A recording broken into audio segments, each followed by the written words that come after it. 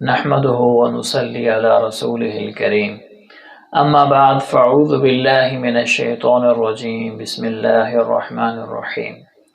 میرے عزیز محترم بھائیوں، بزرگوں اور دوستوں، یہ قرآن اور حدیث اور فقہ اور یہ دین ہمیں ایسے نہیں ملا، یہ بہت قربانیوں سے ملا ہے۔ یہ حدیثیں ہمیں ایسی نہیں ملی۔ آج قرآن کے بعد جس کا درجہ ہے وہ بخاری شریف کا ہے۔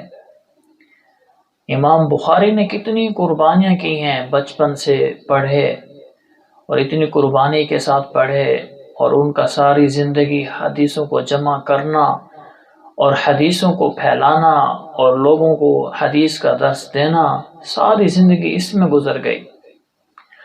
اور حدیث کے اندر جو راوی ہوتے ہیں وہ روایت کرتے ہیں، اگر وہ مثال کے طور پر آج ایک عالم ہے، اس کی سند جا کر استادوں سے ملتے اللہ کے رسول صلی اللہ علیہ وسلم تک جا کر ملتی ہے ایک حدیث کی روایت کے اتنے سلسلے ہوتے ہیں۔ اگر اس میں کوئی راوی روایت کرنے والا اس پر کوئی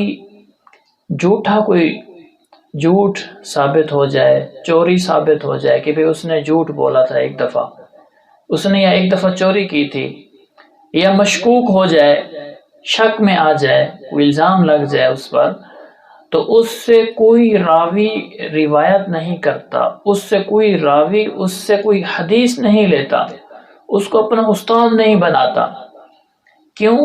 کیونکہ اس سے ایک دفعہ چوری ہو گئی مثال کے طور پر، یا اس سے جھوٹ بولا گیا۔ اسی طرح جو حدیثوں کے اندر روایت ہوتی ہیں، ان کی جو لا ہے بہت سخت ہے۔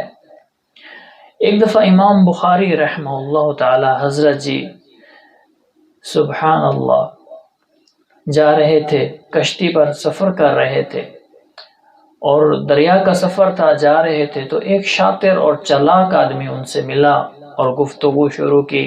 ہاں بھئی کیسے ہو، کہاں جا رہے ہو، اچھا کچھ ہے، پیسے ویسے بھی ہیں یا نہیں ہیں، ہمدردی جتلاتے ہیں لوگوں کو۔ تو ہوتے تو وہ شاطر ہیں، اپنا کام کرنا چاہتے ہیں، جو سیدھے سادے ہوتے ہیں ان کی باتوں میں آ جاتے ہیں۔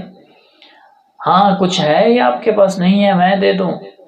تو حضرت جی نے فرمایا نہیں میرے پاس ہے، الحمدللہ میرے پاس تو 6000 دینار ہے۔ اس نے کہا اچھا، اس نے کہا ٹھیک ہے۔ تھوڑی دیر کے بعد وہ کشتی کے دوسرے سائڈ پر جا کر بیٹھا اور سامان اپنا کھولنے لگا، دیکھنے لگ گیا۔ اب انہوں نے سنا ہوا تھا کہ حضرت جی کے پاس امام بخاری، اس وقت شہرت بھی نہیں تھی، کوئی جانتا بھی نہیں تھا، ان کے پاس 6000 دینار ہیں۔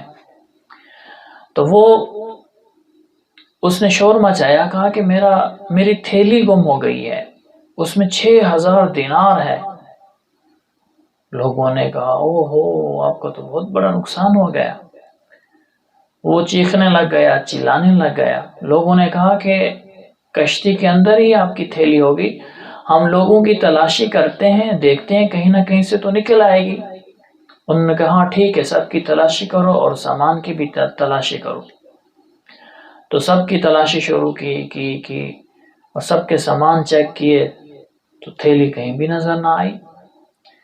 جب سفر ختم ہوا، دریا سے اترے کنارے پر اور امام بخاری رحمہ اللہ تعالی چلنے لگ گئے، تو وہ ان کے پیچھے آئے اور کہا کہ میں معذرت چاہتا ہوں، میں نے جو ہے نا ایسا کیا، تو میں اس کی معذرت چاہتا ہوں۔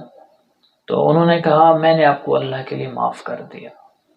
اس بندے نے کہا اچھا مجھے یہ بتاؤ، تو آپ کے پاس تو 6000 کی تھیلی تھی دینار کی، آپ نے کی تو کی کہاں ہے؟ سبحان اللہ۔ اس نے حضرت جی نے فرمایا کہ بات یہ ہے کہ جب آپ نے آواز لگائی، آپ چیخے چلائے کہ میری 6000 والی دینار والی تھیلی کسی نے چرا لی ہے، تو میں نے کہا اگر میں یہ تھیلی اپنے پاس رکھ لیتا ہوں تو لوگ تو یہ سمجھیں گے، میری بات کا یقین نہیں کریں گے، کہیں گے ہاں یہی چور ہے، اسی کے پاس تو تھیلی نکلی ہے اور واقعی اس میں 6000 دینار ہیں۔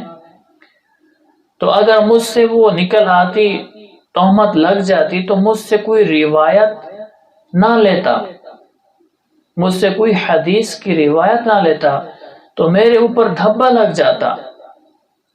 تو میں نے قربانی کی، میں نے وہ تھیلی چپکے سے نکال کر دریا کے اندر ڈال دی، تاکہ اگر میری تلاشی ہو تو مجھ سے وہ تھیلی نہ نکلے۔